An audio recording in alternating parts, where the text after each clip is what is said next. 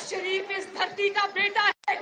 और मैं ये बताता हूं, नवाज शरीफ ने जिन लोगों पर तनकीद की, नवाज शरीफ ने जिन लोगों पर तनकीद की, उसको किसी इदारे पर तनकीद का नाम ना दिया जाए, इसलिए कि उन लोगों ने जो काम किया उसका नुकसान न सिर्फ पाकिस्तान को और कश्मीर को पहुंचा, बल्कि इदारों को खुद भी उसका नुकसान पहुंचा है। और अगर पाकिस्तान की तरक्की का रास्ता अपनाना है तो इदारों को भी नवाज शरीफ के बयानिए पर चलना होगा।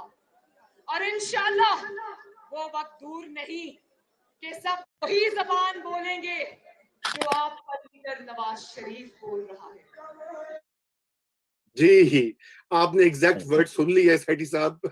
मुझे तो रजा उसमें 4-5 बड़े अहम नुक्ते नजर आए हैं, और मैं समझता हूँ कि मरियम ने बड़ा सोच समझ के मियां साहब की हिदायत लेके ये बयान दिया, क्योंकि ये बड़े अरसे के बाद इस मौजू के ऊपर उन्होंने बयान दिया है। इससे कबल वो थोड़ी चुप भी रही हैं, मियां साहब भी चुप रहे हैं, और कुछ लोगों ने ये कहना शुरू कर दिया था कि एस्टैब्लिशमेंट के ऊपर अब तनकीद नहीं हो रही, और इस किस्म की बातें करनी शुरू कर दी थी, और ये सोचना शुरू कर दिया था कि कोई शायद कोई अंडरहैंड डील हो रही है या नहीं हो रही। आज मरियम ने जो बात की है उसके अंदर 5 नुक्ते मुझे नजर आए हैं। एक तो एक दफा नहीं, उन्होंने दूसरी दफा दो दफा दोहराया एक बात को। वो क्या कि जिन लोगों पे मियां साहब ने तनकीद की है, उससे ये ना उसका मतलब समझा जाए कि इदारों के ऊपर तनकीद की है। ये बड़ा उन्होंने क्लियर किया है कि सेपरेट किया है इदारों को और उन लोगों को जो शायद इदारों के सरबराह हैं या इदारों के अंदर हैं, जिनके ऊपर मियां साहब ने नाम लेके पहले तनकीद की थी। तो पहली बात उन्होंने ये कही है, उन्होंने अलग कर दिया इदारों को और उन लोगों को। दूसरी बात उन्होंने ये कही है कि इसके साथ नुकसान कश्मीर का भी हुआ है और हमारी रियासत का भी हुआ है और इदारों का भी हुआ है। ये जो इस वक्त जो बयानिया चल रहा है, इसके साथ इदारों का भी नुकसान हुआ। तीसरी चीज जो उन्होंने कही कि अब ये एहसास होता जा रहा है लोगों को और इदारों को भी कि इसमें बेलाई नहीं है पाकिस्तान की, और वो ये कहती हैं कि इंशाल्लाह वो वक्त दूर नहीं है जबकि इदारे भी इसी बयानियों को तस्लीम कर लेंगे। वो वक्त दूर नहीं है कि इदारे भी इस बयानियों को, नवाज शरीफ के बयानियों को तस्लीम कर लेंगे। और फिर आखिर में कि फिर मतलब ये कि फिर जब नवाज शरीफ साहब का बयानिया तस्लीम कर लेंगे और वो ऑपरेटिव हो जाएगा वो। अब वो एक सिर्फ बात क्या जाते जाते ये कह दी जाए कि नवाज शरीफ साहब का बयानिया क्या है। उनका बयानिया के 2-3 पॉइंट्स हैं। एक तो ये कि इदारों को अपने दायरे में रहना चाहिए, मदाखलत नहीं करनी चाहिए दूसरे इदारों के और हुकूमत के। तो इसका ये मतलब है कि वो समझती हैं कि वो वक्त दूर नहीं है कि इदारे भी इस बात को समझ लेंगे और मदाखलत करना बंद कर देंगे। दूसरी बात यह है कि उनके बयानी में ये है कि फ्री एंड फेयर इलेक्शंस हमें चाहिए और उसके अंदर किसी किस्म की रिगिंग नहीं होनी चाहिए, ताकि जो अगली हुकूमत आए वो सही तरीके से मुंतखब और लेजिटिमेट हुकूमत हो। मोटी बात यही थी नवाज शरीफ साहब के बयानिए की कि फ्री एंड फेयर इलेक्शंस हो, किसी किस्म की मदाखलत ना हो उसमें, और आगे जाके जो भी हुकूमत आती है इदारों अपने इदारे जो हैं वो, खा वो जुडिशरी हो या वो मिलिट्री इस्टेब्लिशमेंट हो या जो भी इदारा है, वो अपने दायरे में रहे और जो इलेक्टेड लोग हैं उनको काम करने दिया जाए। तो ये एक बहुत अहम डेवलपमेंट है कि उन्होंने इदारों के कुछ लोगों को इदारों से अलग कर दिया है, मगर जो तनकीद उन्होंने की थी इदारों के लोगों के ऊपर, वो तनकीद उनकी अभी भी जायज है और अभी भी बरकरार है।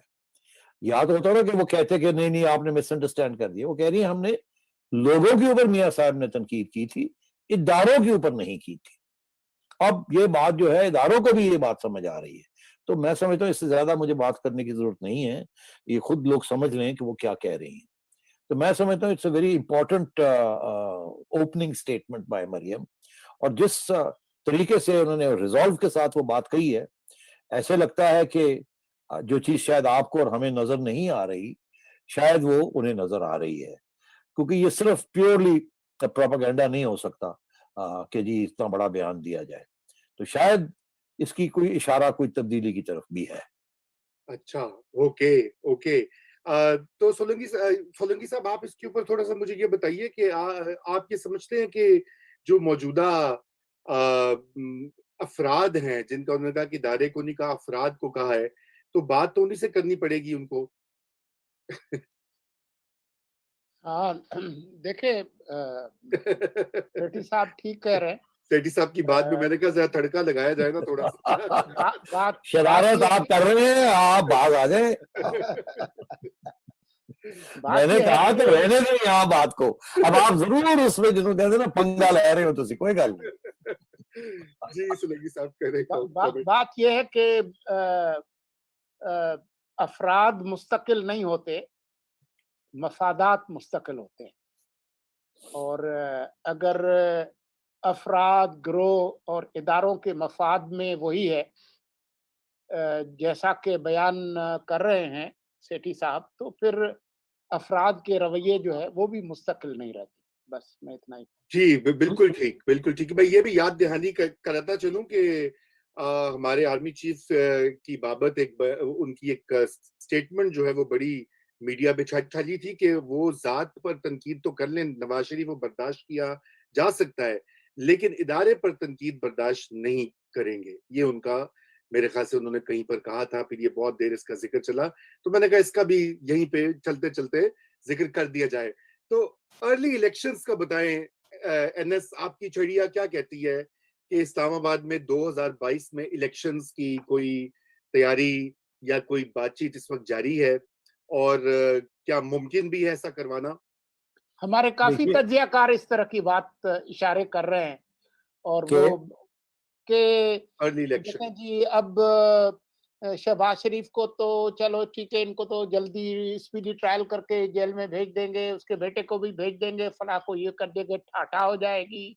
हमारा हेल्थ कार्ड जो है वो चल पड़ा है, हम इंडिकेटर्स हमारे बड़े ठीक जा रहे हैं, कोविड पे हमने कंट्रोल कर लिया है, रावी चैन भी लिखता है, चीन भी लिखता है। तो क्यों ना हम साल के एंड में इलेक्शन अनाउंस कर देंगे और मार्च 2022 में काजी फायज ईसा का खतरा भी नहीं होगा, तो ये कर लें। आपका कहना यह है कि इमरान खान साहब अर्ली इलेक्शन कॉल करेंगे। जी। जी, अच्छा, मेरा कुछ कहना बिल्कुल इसके बरक्स है। अगर अर्ली इलेक्शन होती है तो इमरान खान साहब की छुट्टी करा के होगी।